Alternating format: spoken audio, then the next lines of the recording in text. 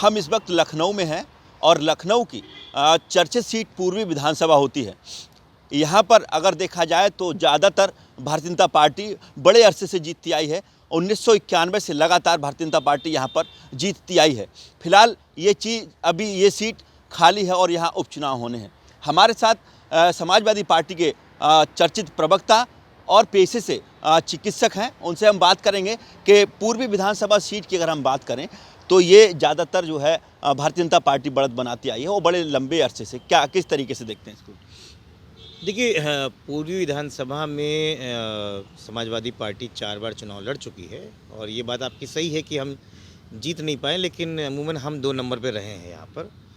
और बहुत से ऐसा वोटर्स हैं जिनकी वजह से हमें लगता है कि उनको अगर हम और अपनी तरफ आकर्षित करें तो ये चुनाव जीता जा सकता है।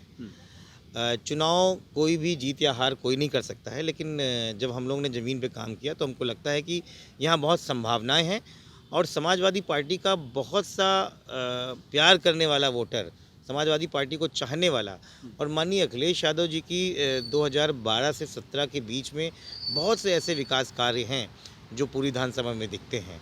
मुझे लगता है कि अगर हम अपने मतदाताओं के बीच में जाएंगे तो ये चुनाव हम जीत सकते हैं और इस समय पूरी जनता बदलाव के रूप में दिख रही है।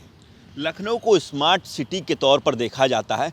क्या लगता है कि अभी बीते इन 10 सालों में कुछ बदलाव लखनऊ के अंदर हुए हैं, और अगर हुए हैं तो क्या लगता है कि जनता उस चीज़ से खुश है? नहीं, देखिए, मैं इस बात में हम सब भाग्यशाली हैं कि हम लोग इस पूरे देश के सबसे बड़े राज्य में की राजधानी में लखनऊ में रहते हैं। अगर आप देखें कि पिछले 10 साल पहले, मतलब अगर हम आज की बात करें 24, तो 2014 के पहले क्या स्थितियां रहा करती थी, या 2012 के पहले जब माननीय अखिलेश यादव की क्या स्थितियां रहा करती थी। कई सरकारें आई, सब ने अपना अपना काम किया अपने हिसाब से, लेकिन लखनऊ का मूल चूक परिवर्तन माननीय अखिलेश यादव के नाम लिखा जाएगा और ये ऐतिहासिक है। जहां आप खड़े हुए हैं ये एक शानदार लोहिया पार्क है। इस लोहिया पार्क की स्मारक भी समाजवादियों ने रखी थी। लखनऊ में पहली बार मेट्रो का अगर स्थापना की गई और रिकॉर्ड टाइम में बना, तो अखिलेश यादव के नाम पे है। जयप्रकाश नया इंटरनेशनल कन्वेंशन सेंटर ये अखिलेश यादव के नाम पे है। माननीय राष्ट्रीय अध्यक्ष के नाम पे 1090 जिन्होंने स्टार्ट की, एक बहुत ही महत्वाकांक्षी योजना थी 1090, जो वुमेंस हेल्पलाइन के नाम से आता है, आज चौराहाउस के नाम से आता है, माननीय अखिलेश यादव के नाम पे है। वुमेंस हेल्पलाइन के नाम पे अगर देखा जाए, इसके अलावा अगर आप कैंसर इंस्टीट्यूट की बात करें वो लखनऊ के नाम पे है। बड़े बड़े फ्लाईओवर्स, लोहिया पथ और ये जितनी भी चीज़ें हैं, राम मनोहर लोहिया हॉस्पिटल्स, उसका उच्चीकरण, कैंसर इंस्टीट्यूट, मतलब लखनऊ को ऐसी ऐसी चीज़ें गई हैं। कैसरबाग का आप बस अड्डा देख लीजिए, आलमबाग का बस अड्डा देख लीजिए। आज भी लोग कहते हैं कि इतना 5 स्टार लेवल का ये कौन कर सकता है? ये एक विजनरी व्यक्ति कर सकता है, और उस विजनरी व्यक्ति का नाम है माननीय अखिलेश यादव।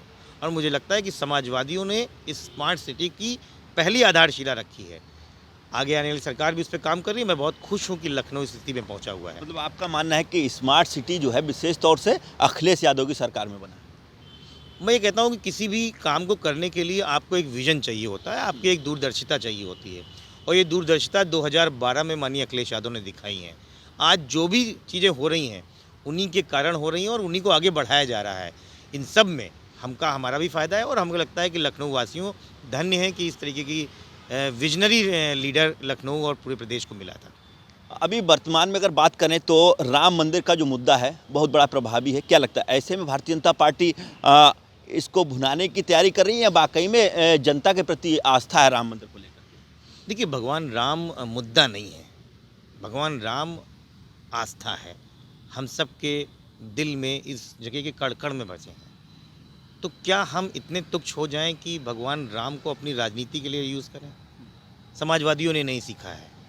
समाजवादियों ने सीखा है कि इस देश में गरीबी, इस देश में अन्याय, इस देश में जाति व्यवस्था, इस देश में ऊंच नीच ये ख़त्म हो। समानता की बात समाजवादी करती है, सामंतवाद को ख़त्म करना समाजवादी पार्टी बात करती है। लेकिन जो लोग भगवान राम के पीछे छुप के अपनी नाकामियाँ छुपाना चाहते हैं, तो भगवान राम भी तो देख रहा है। मुझे नहीं लगता है कि इससे किसी को फ़ायदा होने वाला है। भगवान राम के पीछे छुप के अपनी नाकामियाँ छुपाने की कोशिश बंद करे भारतीय जनता पार्टी, और ये बताए कि वास्तव में आज जो देश के हालात हैं, जो बेरोजगारी है, जो ऊंच नीच है, जो जाति प्रथा है, वो किसकी वजह से हो रही है। भारतीय जनता पार्टी को इससे लाभ नहीं मिलने वाला है, क्योंकि जनता समझदार है। बार बार ये कोशिश करते हैं कि हम भगवान राम के पीछे छुप के अपनी नाकामी ख़त्म करें। अब ये होने वाला नहीं है।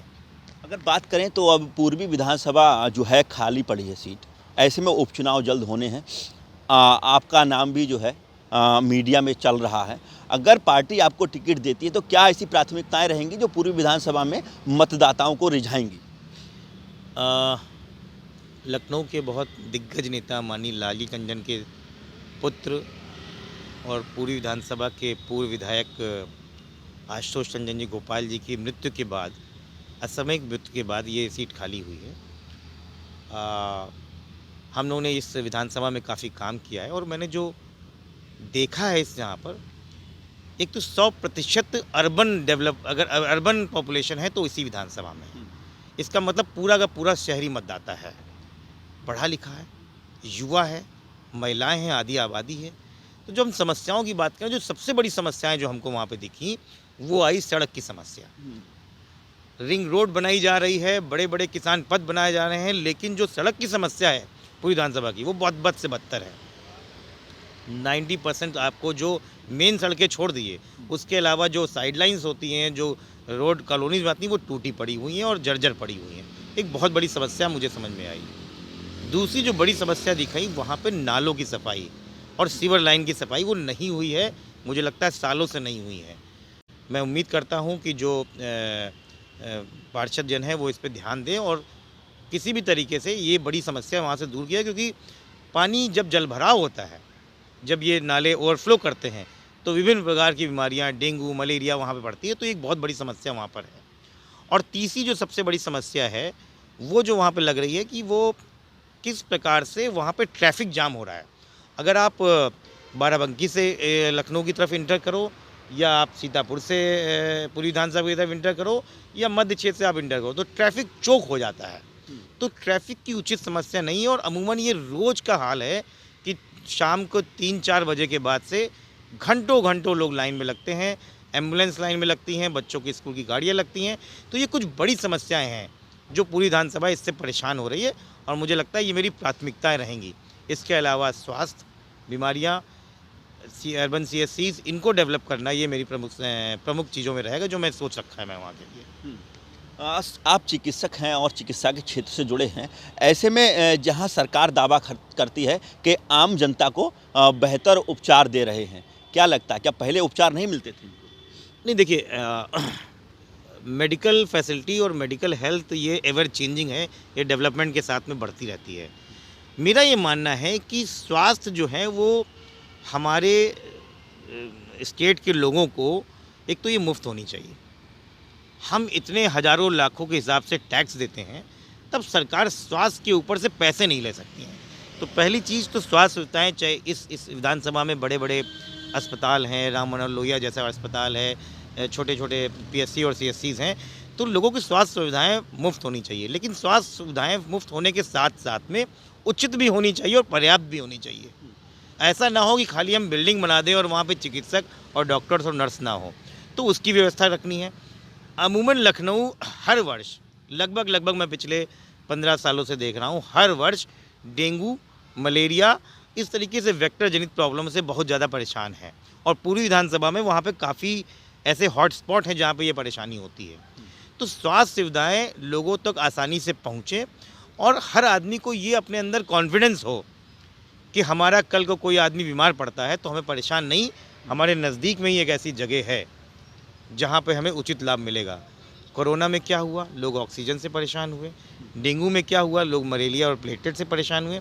ये व्यवस्था अब आगे नहीं चलने वाली है, वरना जनाक्रोश इतना बड़ा होगा कि जनप्रतिनिधियाँ और सरकारों को इसके सामने झुकना पड़ेगा। तो ये थे हमारे साथ आशुतोष वर्मा जी, समाजवादी पार्टी के प्रवक्ता हैं, पेशे से डॉक्टर हैं, और इनका नाम अभी मीडिया में चल रहा है कि पूर्वी विधानसभा से इनको प्रत्याशी बनाया जाए। अगर इनको प्रत्याशी बनाया जाता है तो अपनी प्राथमिकताओं पे खरा उतरेंगे और जनता इनको आशीर्वाद देगी। कैमरामैन लकी सिंह के साथ Satyendra Sharma, live India news, Lucknow.